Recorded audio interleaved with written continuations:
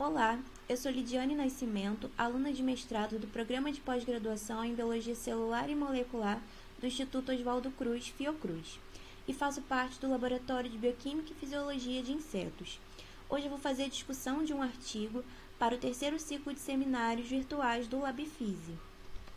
O artigo que eu escolhi intitula-se Duas proteínas de matriz peritrófica essenciais medeiam funções de barreira de matriz no intestino médio do inseto. Primeiramente, eu vou falar de alguns temas propostos ao longo do artigo.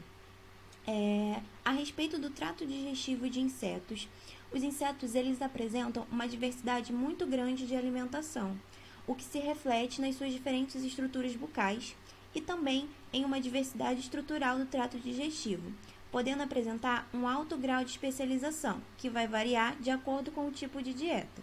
Sendo assim, não há uma estrutura típica desse trato digestivo, mas de uma maneira geral, ele subdivide-se em intestino anterior, intestino médio e intestino posterior. O intestino médio, segundo algumas classificações, pode ainda ser dividido em 3 regiões: a anterior, média e posterior. Além disso, esse intestino médio vai possuir uma estrutura denominada matriz peritrófica, que separa o lúmen do intestino médio em espaço endoperitrófico, onde fica o bolo alimentar, e espaço ectoperitrófico, entre as células epiteliais do intestino médio e a matriz peritrófica. Esta estrutura separa o alimento do epitélio do intestino. A matriz peritrófica é uma estrutura extracelular, semelhante a uma peneira, que reveste o epitélio intestinal da maioria dos insetos. É secretada pela maioria dos insetos durante os estágios de alimentação das larvas, enquanto que para um grupo menor de insetos ocorre nos estágios adultos, em resposta a um estímulo alimentar. Existem 2 tipos principais de matriz peritrófica: a do tipo 1, que é produzida envolvendo todo o epitélio do intestino médio, continuamente em resposta à alimentação. É encontrada em dípteros, ortópteros, coleópteros, muitos lepidópteros, mosquitos fêmeas adultas e alguns himenópteros. A matriz peritrófica do tipo 2, ela é encontrada em alguns dípteros e alguns lepidópteros, e é continuamente formada por um anel de células especializadas na região anterior do intestino médio, formando um tubo que se move para trás para envolver o conteúdo do intestino. A matriz peritrófica pode ser produzida de forma diferente durante as diferentes fases de vida de um mesmo inseto. As larvas de um mosquito, por exemplo, produzem uma matriz peritrófica do tipo 2, enquanto os adultos produzem uma matriz peritrófica do tipo 1. Em relação à sua composição, a matriz peritrófica consiste em microfibrilas de quitina dentro de uma matriz de proteínas e glicoproteínas. Algumas dessas proteínas estão fortemente associadas às fibrilas de quitina, por causa da presença de um ou mais domínios de ligação de quitina, pertencentes ao módulo de ligação de carboidratos, a família CBM14 ou peritrofina do tipo A. Elas são referidas como proteínas de matriz peritróficas, PMPs, que se ligam fortemente à quitina. O número de repetições CBM14 varia entre as diferentes PMPs, e foi proposto que essa variação pode influenciar sua capacidade de se associar às microfibrilas. Além disso, vários domínios CBM14 podem permitir que as PMPs tolerem a degradação proteolítica sem perder a atividade de ligação à quitina. A principal função associada à matriz peritrófica é a proteção mecânica, conferida ao epitélio do intestino médio em relação ao bolo alimentar. Mas, além disso, ela compartimentaliza a digestão através da separação de enzimas digestivas e ou produtos da digestão nos espaços endo- e ectoperitróficos. Atua também neutralizando toxinas ingeridas e protege contra infecções parasitárias, bacterianas e possivelmente virais. A espécie utilizada neste estudo foi Tribolium castanho, ou besouro castanho, como é popularmente conhecido. É um inseto economicamente importante por ser considerado uma praga agrícola e causa inúmeras perdas em produtos como grãos armazenados, de arroz, milho e trigo. Se alimentam principalmente de embriões desses grãos e farináceos. Esse é um inseto holometábulo. Ele apresenta fase de ovo, 5 estágios larvais, pupa e adulto. Neste estudo, pretendeu-se analisar a expressão abrangente e estudo de RNA-I de 11 genes que codificam PMPs com um número amplamente variável de domínios de peritrofina A, que são codificados no genoma de Tribolium castaneum. A respeito da cultura de insetos, as cepas utilizadas foram Tribolium castaneum GA1 e uma outra cepa denominada PU11 de GA1, que era uma cepa intensificadora que fornecia um marcador de desenvolvimento de GFP para estadiamento preciso, e foi utilizada apenas quando necessário para indicar o estágio de desenvolvimento preciso das larvas. Já os fenótipos induzidos por RNA-I foram reproduzidos na cepa GA1. Os insetos foram criados a 30 graus Celsius em farinha de trigo contendo 5% de levedura de cerveja sob condições padrão. Em relação aos perfis de expressão de desenvolvimento de genes TCPMP, foram analisados por RT-PCR durante vários estágios de desenvolvimento do inseto, para determinar se existem diferenças específicas. Eles utilizaram o kit RNA-Easy para isolar o RNA total de insetos inteiros, dos seguintes estágios de desenvolvimento: embrionário, larval jovem, larvas de quarto e quinto instar, larval do último instar, pupa farato, pupa, adulto jovem, 3 horas após a eclosão do adulto, e adulto maduro, de 10 dias de idade, bem como dos estágios pupais cronometrados com mais precisão do dia 0 ao dia 5. A síntese da primeira fita de cDNA foi realizada usando a primeira fita do sistema de síntese superscript. Esse cDNA serviu como modelo para PCR subsequentes, usando primers específicos de genes. Como um controle, foram utilizados os amplicões derivados de RT-PCR, usando primers específicos de genes para TCRPS6. A expressão desse gene ela é amplamente constante ao longo do desenvolvimento em vários tecidos. Em relação a esses perfis de expressão dos genes TCPMP, os autores já haviam relatado que 11 genes TCPMP são expressos no tecido intestinal durante as fases de alimentação larval e adulta, quando a matriz peritrófica pode ser facilmente visualizada, mas não foram expressos na carcaça, incluindo músculo, corpo adiposo e tegumento. As transcrições para todos os 11 genes foram detectados nos estágios larvais e podem ser observados nessa figura 1. Apenas alguns genes TCPMP 1A, 5B e 14, por exemplo, também foram expressos em quantidades detectáveis durante a fase embrionária. Nos estágios de pupa e pupa farato, os níveis de transcrição para os genes TCPMP geralmente diminuíram para muito baixos ou indetectáveis, com exceção de TCPM5B, que é expresso em níveis baixos ao longo do estágio pupal. No estágio de adulto jovem, as transcrições para TCPMP 2A, 3, 5B e 14 foram detectáveis. Todos os genes foram expressos em estágios adultos maduros, que é quando a matriz peritrófica está totalmente desenvolvida. O padrão típico é que os genes da família TCPMP são expressos durante a alimentação ativa de larvas e adultos, indicando que eles podem ter um papel na digestão e ou absorção de nutrientes. Para microinjeção de dsRNA, um dsRNA 200 nanogramas por inseto no N de 40, específico para a região do gene alvo pretendido, foi injetado no penúltimo instar e ou nas larvas do último instar e pupa farato. A especificidade do RNA-I foi estabelecida por RT-PCR usando o RNA isolado desses insetos 3 dias após a injeção de dsRNA. Em casos críticos, os experimentos de RNA-I foram replicados, escolhendo regiões não sobrepostas para cada gene, para a preparação de um segundo dsRNA. A PCR foi realizada para avaliar a eficiência do RNA-I para transcrições críticas. O dsRNA para o gene da triptofano oxigenase de Tribolium castaneum, DSTCV, foi usado como controle para monitorar os efeitos não específicos da injeção de dsRNA e para acompanhar a eficácia do RNA-I. Para observar qualquer efeito do RNA-I na reprodução feminina ou no desenvolvimento embrionário, dsRNAs para cada um dos 11 genes TCPMP foram injetados em fêmeas adultas, no N de 20. 2 dias após a injeção, as fêmeas tratadas com dsRNA foram acasaladas com um número igual de machos não tratados. Lotes de ovos foram coletados a cada 3 dias durante um mês. o número de ovos postos em um período de 3 dias, sua morfologia e capacidade de eclosão e a presença do corpo gorduroso foram monitorados durante todo esse período.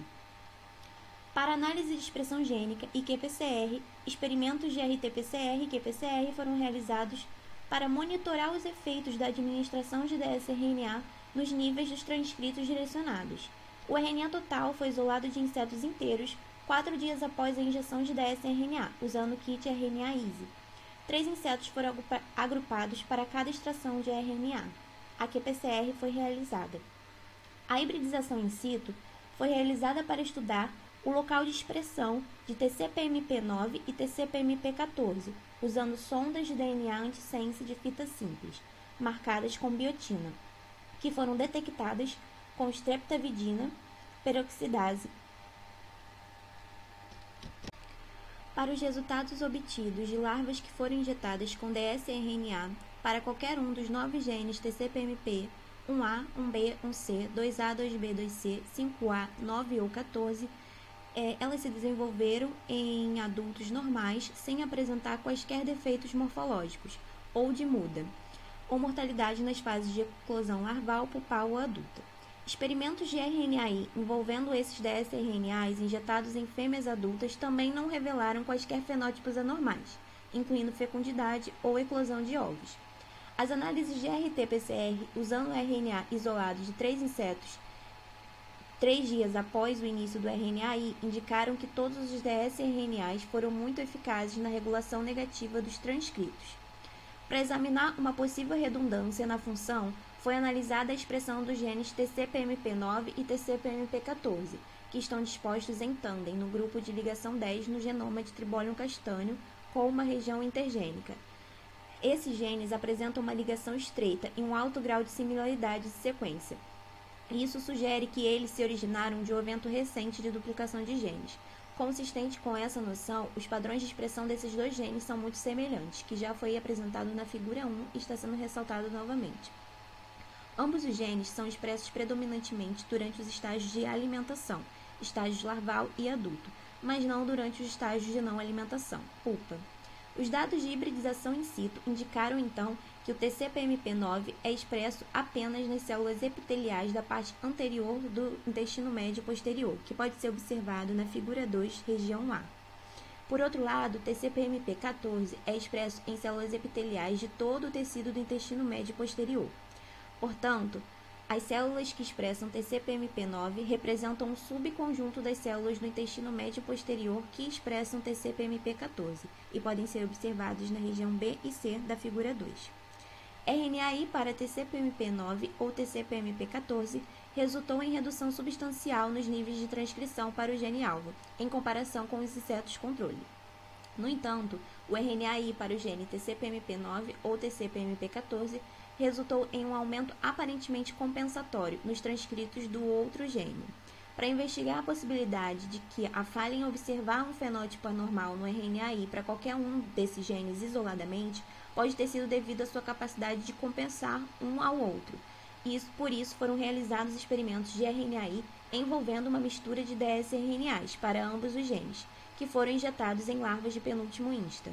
Os dados de qPCR indicaram que em insetos injetados com ambos os dsRNAs houve depleção substancial dos transcritos para TCP/MP9 e TCP/MP14. Esses experimentos também não resultaram em nenhuma anormalidade visível ou mortalidade.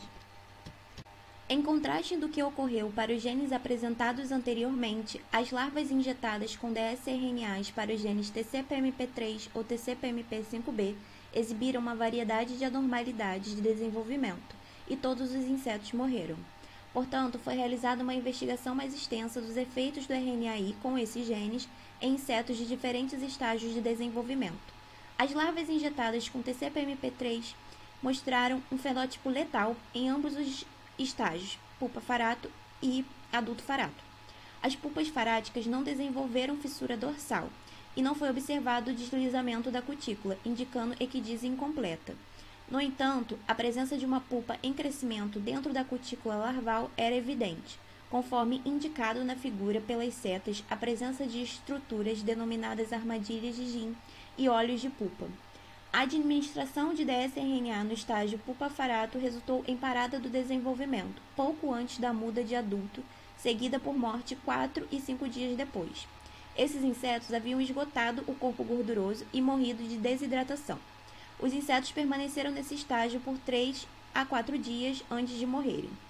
Os insetos controle desenvolveram-se em adultos saudáveis com taxas de crescimento larval normais e fenótipo de um corpo adiposo totalmente desenvolvido.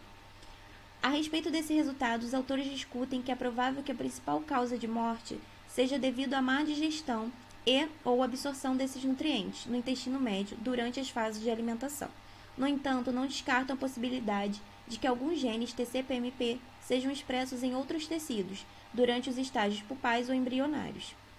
Quando o dsRNA para TCPMP5B foi injetado no penúltimo instar larval, eles foram capazes de se transformar em larvas do último instar, mas eles foram interrompidos no estágio de pupa-farato e havia desenvolvimento pupal incompleto sem equidise. Assim como ocorreu para os insetos submetidos a RNAi para TCPMP3, as características morfológicas de amargilhas de Gin e padrões de pigmentação ocular característicos de desenvolvimento pulpal eram visíveis sob a cutícula larval.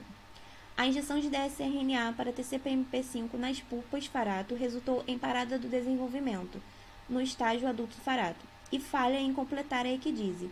Nesse caso, o deslizamento parcial da cutícula pulpal velha foram observados, mas esses insetos não conseguiram completar a equidise. No momento da morte, a cutícula adulta era visível sob a cutícula pulpal velha, mas os animais não conseguiram liberar a cutícula pulpal velha, que permaneceu presa ao abdômen e não houve contração abdominal.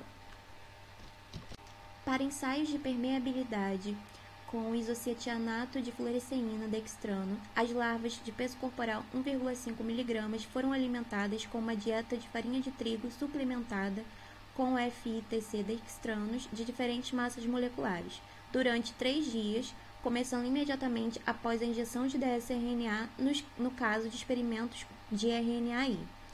Os segmentos larvais torácico e abdominais T3-A1 para o intestino médio anterior, os segmentos abdominais A2-A5 para o intestino médio e os segmentos A6-7 para o intestino médio posterior foram dissecados. A crioproteção, inclusão de tecido e criosecção foram realizadas a 24 graus Celsius. Em relação a outros métodos, para avaliar se o RNAi de TCPMP3 e TCPM5B resultou em nutrição larval comprometida, os pesos corporais de insetos individuais em diferentes pontos de tempo foram medidos após as injeções dos respectivos dsRNAs em larvas de tamanho médio de aproximadamente 1,5 mg de peso corporal. A coloração de criosecções com DAP vermelho do Nilo ou um domínio de ligação de quitina de Bacillus circulans foram realizadas. Apesar dos transcritos para TCPMP3 e TCPMP5B terem sido indetectáveis quando o RNAi foi realizado no estágio pré-pulpal usando dsRNAs para esses genes, levou a uma parada de desenvolvimento e mortalidade durante o estágio adulto farato. Nos estágios larvais, os transcritos para esses dois genes não são encontrados em outros tecidos além do intestino médio, indicando que o mau funcionamento do intestino médio é o principal determinante desses fenótipos observados. Como pode ser observado nessa figura, o crescimento larval foi significativamente reduzido em larvas injetadas com dsRNA TCPMP3 ou dsRNA TCPMP5, quando comparado com larvas injetadas com o dsRNA TEC-V usado como controle. As injeções de dsRNA para TCPMP1C e TCPMP9, usado como controles adicionais para genes expressos no intestino durante esses estágios, também não afetaram a taxa de crescimento larval ou a capacidade de muda para o próximo estágio larval. A mortalidade observada no estágio adulto farático pode refletir funções adicionais para esses genes durante o desenvolvimento, que não estão relacionados à nutrição. Para monitorar o armazenamento de lipídios nas células de gordura, uma medida do bem-estar nutricional, foi realizada a coloração com vermelho do Nilo de criosecções para marcar lipídios neutros, como triglicerídeos. Consistente com a redução do peso corporal das larvas observada após a administração do dsRNA para TCPMP3 ou TCPMP5B, os corpos gordurosos dessas larvas tinham coloração insignificante pelo vermelho do Nilo e, portanto, pareciam estar depletados de lipídios neutros. Em contraste, os corpos gordurosos das larvas injetadas com dsRNAs para o controle ou TCPMP1C ou TCPMP9 foram intensamente corados por vermelho do Nilo. Esses resultados sugerem que o esgotamento dos estoques de energia no corpo gorduroso pode ser devido a deficiências nutricionais, induzidas por RNAi para TCPMP3 e TCPMP5. RNAi para esses dois genes resultou em mudanças observáveis no fenótipo das fêmeas adultas ou na eclodibilidade dos seus ovos. A injeção de dsRNA para TCPMP3 resultou em 100% de letalidade das fêmeas adultas em 10 dias após a administração do dsRNA. A dissecção desses animais antes da morte revelou corpos gordurosos severamente empobrecidos. Não foram observados efeitos para TCPMP5B, pelo contrário, apresentaram fecundidade e corpos gordurosos bem desenvolvidos. Porém, os ovos eram de forma anormal e nunca eclodiu em larvas. Coloração DAP de embriões em desenvolvimento do dia 2 não revelaram qualquer evidência de desenvolvimento embrionário.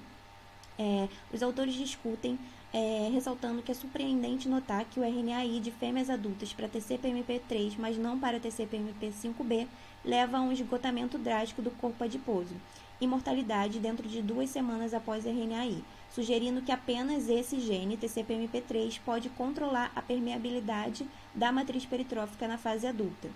Indicação também de um papel adicional essencial para TCPMP5B no desenvolvimento do ovo. Para avaliar se a perda de peso e o esgotamento do corpo gorduroso das larvas provocados pelo RNAi dos genes TCPMP3 e PMP5B se correlaciona com uma permeabilidade alterada da matriz peritrófica, foi estabelecido o ensaio de permeabilidade in situ com tecidos intestinais dos insetos de diferentes regiões do corpo.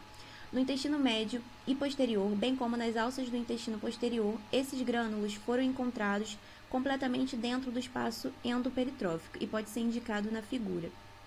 A permeabilidade da matriz peritrófica ela diminuiu progressivamente na seguinte ordem das regiões anteros posteriores do intestino médio. 2 megadalton no intestino médio anterior, entre 70 e 150 kilodaltons no intestino médio e menor que 4 kilodaltons no intestino médio posterior. Na tentativa de correlacionar o gradiente decrescente de permeabilidade na matriz peritrófica com propriedades físicas dessa matriz, foi medida a espessura dela em diferentes regiões do intestino médio de várias larvas do penúltimo insta. A diminuição progressiva na permeabilidade da matriz ela está inversamente correlacionada com o aumento na espessura dessa matriz, que pode ser observada na tabela 1. E na figura 6, a gente pode observar que o RNA para TCPMP3 e TCPMP5B levou à captação de 2 megadalton dextranos pelo epitélio do intestino médio, levando a um aumento dramático na permeabilidade da matriz peritrófica, até mesmo para essas partículas grandes.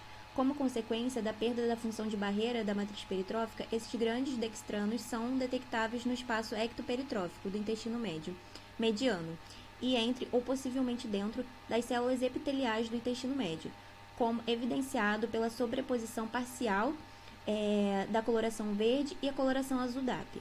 Não está claro se essas células epiteliais do intestino médio assimilaram as partículas por endocitose ou por via paracelular.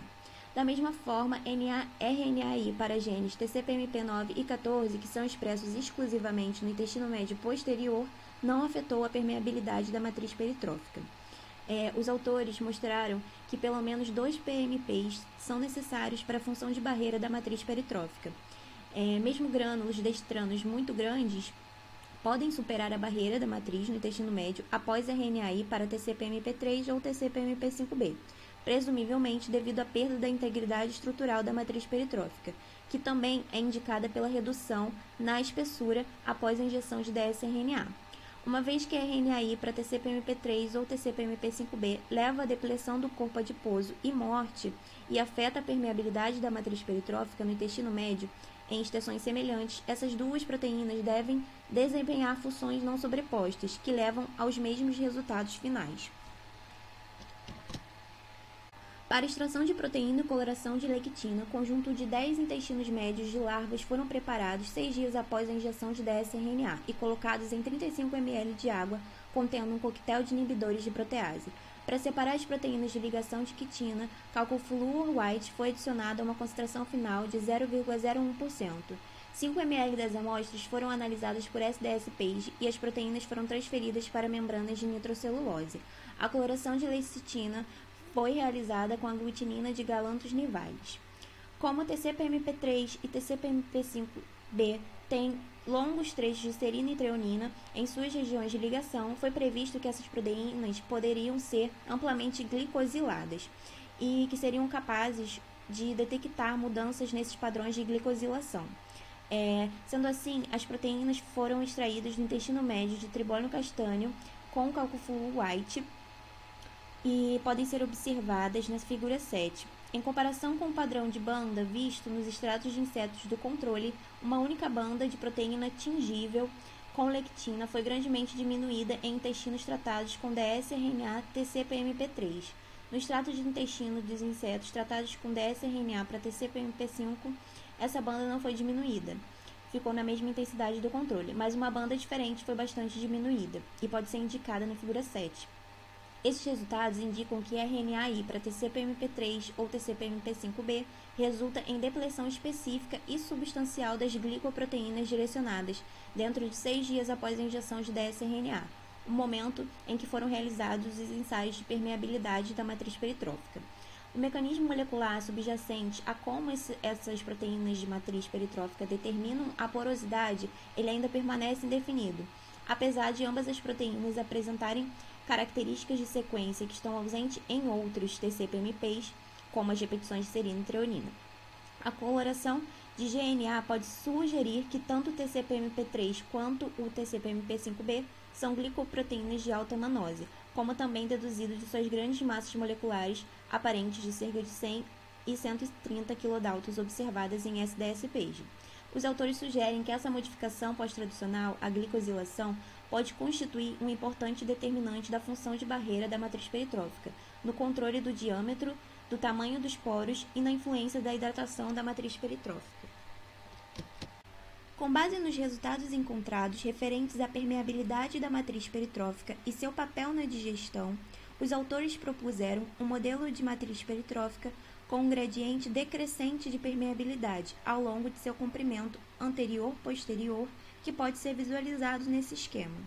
A permeabilidade da matriz peritrófica diminui progressivamente ao longo do intestino médio, da região anterior para a posterior. Nas partes mais anteriores, as enzimas digestivas que estão no espaço endoperitrófico são secretadas pelas células epiteliais do intestino médio, passam pela matriz peritrófica, onde atuam sobre as moléculas da dieta. Como consequência da diminuição da permeabilidade da matriz peritrófica, as enzimas são retidas cada vez mais no lúmen endoperitrófico do intestino médio, enquanto os produtos intermediários da digestão passam pela matriz peritrófica para atingir o espaço ectoperitrófico, onde são posteriormente digeridos por enzimas do espaço ectoperitrófico para então serem absorvidos pelas células epiteliais do intestino médio. Esse gradiente pode ser essencial para a digestão e sobrevivência, porque a depleção mediada por RNAi de pelo menos 2 genes TCP/MPs, que podem controlar a permeabilidade da matriz peritrófica, resulta em perda ou falha do acúmulo de reservas da gordura corporal, o que leva secundariamente à fome e ou falha da muda. Como conclusões, os autores relatam que foi demonstrado que o RNAi para TCP/MP3 ou TCP/MP5B leva ao aumento da permeabilidade da matriz peritrófica, perda de gordura corporal e interrupção do crescimento larval em tribólium castanho. Esses resultados podem implicar que a perda de PMPs específicos prejudicaram a estrutura e função da matriz peritrófica, direta ou indiretamente, e, consequentemente, levou à deficiência nutricional e mortalidade. Os genes codificadores de TCP/MP são diferencialmente expressos, indicando que a composição da matriz peritrófica varia ao longo do comprimento do intestino médio. A expressão diferencial de pelo menos alguns dos genes PMPs podem ajudar a estabelecer o observado gradiente anterior-posterior de permeabilidade, que facilita a digestão por partição de enzimas digestivas, alimentos ingeridos e os produtos de clivagem. As observações levantadas por este trabalho podem ainda apoiar a hipótese de que a matriz peritrófica tem uma função essencial na digestão e nutrição.